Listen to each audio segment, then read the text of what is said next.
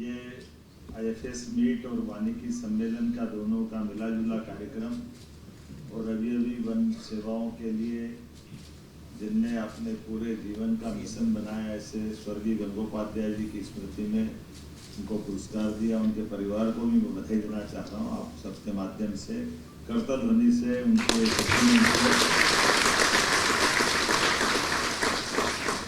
इस तरह से ये मीट का आयोजन किया गया कि जिसमें हमने सारी चीज़ों को समाहित किया है। कुछ दिन पहले IPS, उसके पहले IAS और अब आज IFS। भारतीय प्रशासनिक दृष्टि से आप सब लोगों के लिए ये वार्षिक मीट आपके लिए भी और हमारे लिए भी सच में भारतीय परंपरा में हमारे यहाँ तो वैसे मानव सभी के लिए है ही है कि जब मिलते जुलते हैं तो चार लोग अच्छे मिलेंगे, अच्छा सोचेंगे, अच्छा करेंगे, अच्छे अच्छे।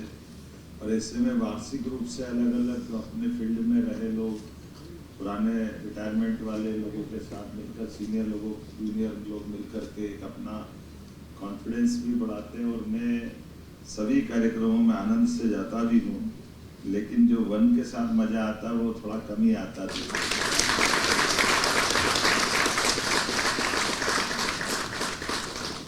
प्रकृति से जुड़ने का, प्रकृति के बीच रहने का आपके लिए भी ये सेवा का परमात्मा ने एक विशेष प्रसाद दिया है। ये सहजता से नहीं मिलता है।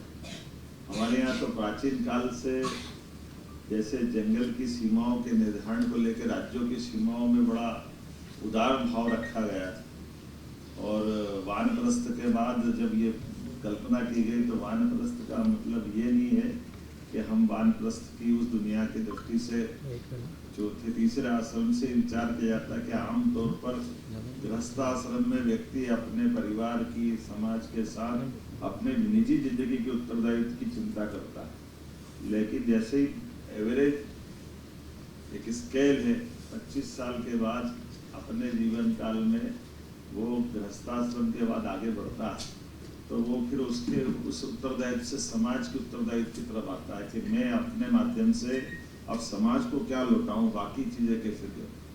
और जल के माध्यम से जंगल और जंगल के माध्यम से जन की और जन के माध्यम से आपकी सबकी वन की, मैं वन के अंदर के उस भाव को भी समझता हूँ।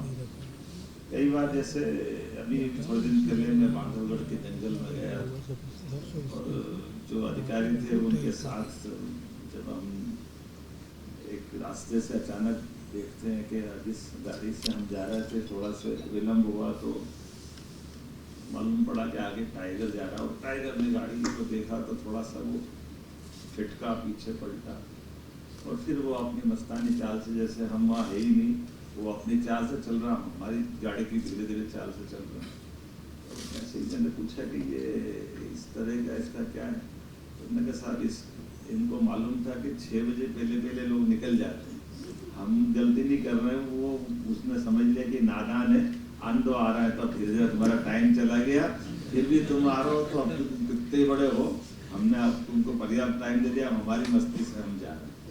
मुझे इस बात से वो एहसास हुआ कि ये बात सही है कि वन के अंदर, वन के इन विविध प्रकार के वन्य जीवों के बीच अगर निर्भयता कहीं आई तो सच में निर्भयता लाने के लिए हमारा वन विभाग के अमले की बड़ी महती भूमिका है, जिसने ये निर्भयता दोनों तरफ से स्थापित।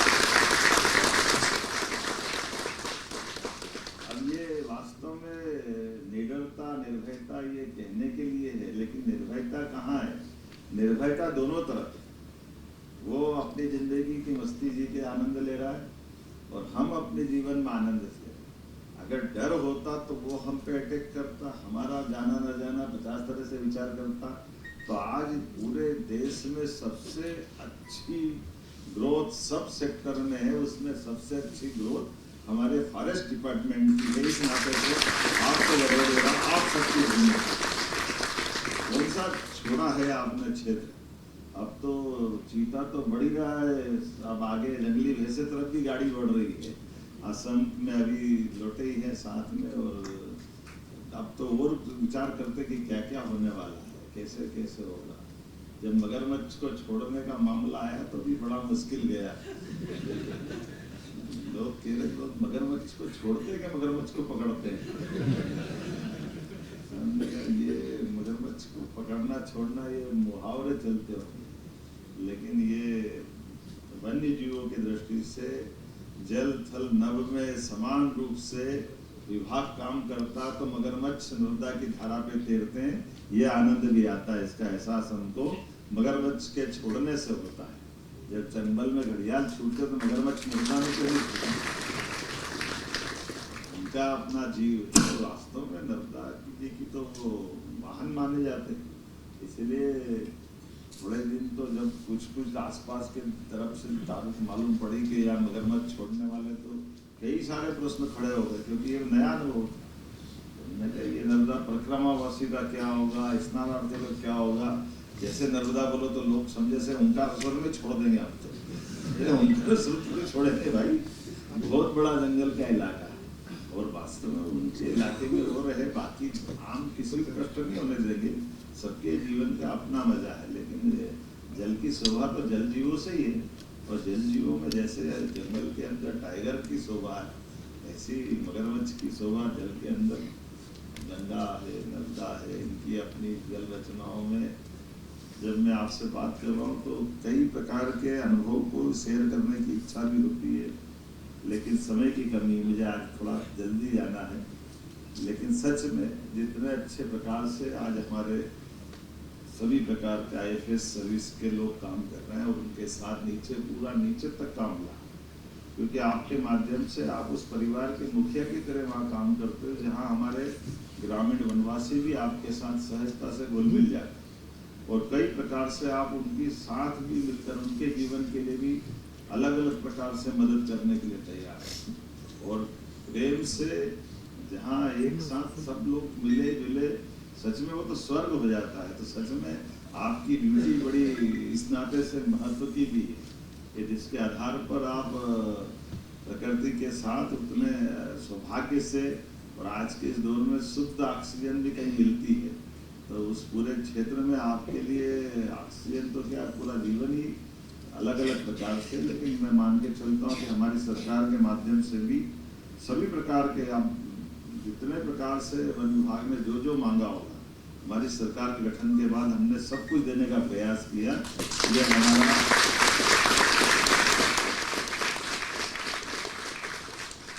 इस विभाग के प्रति प्रतिबद्ध सबसे बड़े तो बनवाल साहब को ही दिया। बनवाल साहब को बहुत मजा आता, बिल्कुल मुझे और कोई विभाग दो मत दो, फॉरेस्ट से जोड़े रखना। हमने कहा ये इससे अच्छी क्या बात है।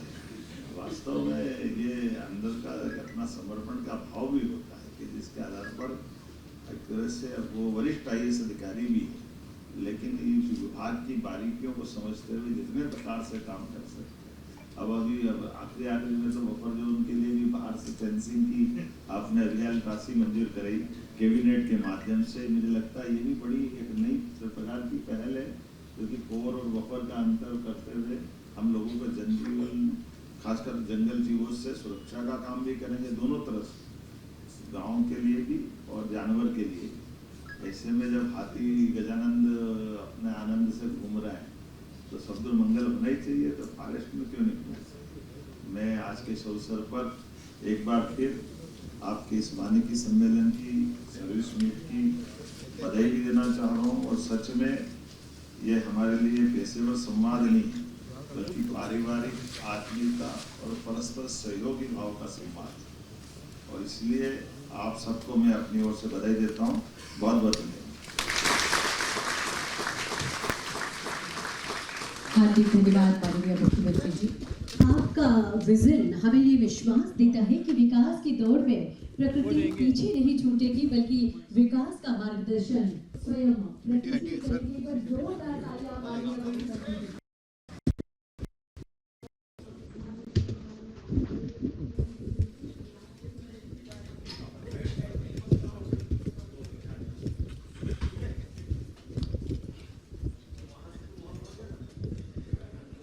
CM डॉक्टर मोहन यादव की मौजूदगी भोपाल में हो रहा वानिक सम्मेलन, जिसमें सीएम मोहन यादव पहुंचे हुए, उन्होंने शिरकत की है। वन पर्यावरण राज्य मंत्री की भी मौजूदगी यहाँ पर है।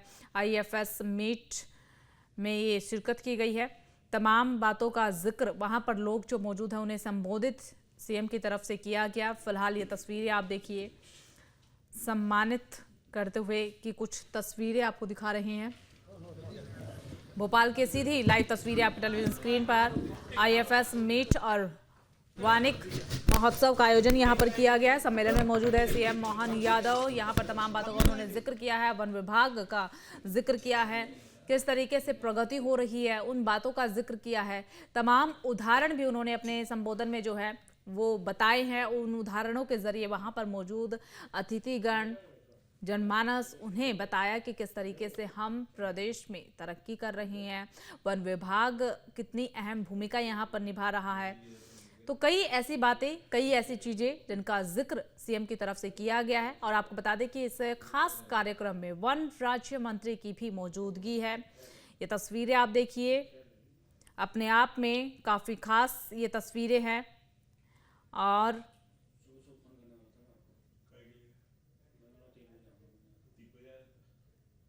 फिर मंच की तरफ जाते हुए जनता को संबोधित करेंगे, वहां पर लोगों को संबोधित करेंगे। आपके मोबाइल पर तुरंत आएगी ब्रेकिंग न्यूज। स्क्रीन पर सबसे पहले दिखेगी बड़ी खबर। देश दुनिया की हर खबर एक जगह। अब आपके मोबाइल पर तुरंत फटाफट इंस्टॉल कीजिए न्यूज नेशन ऐप और रखिए खुद को अपडेट।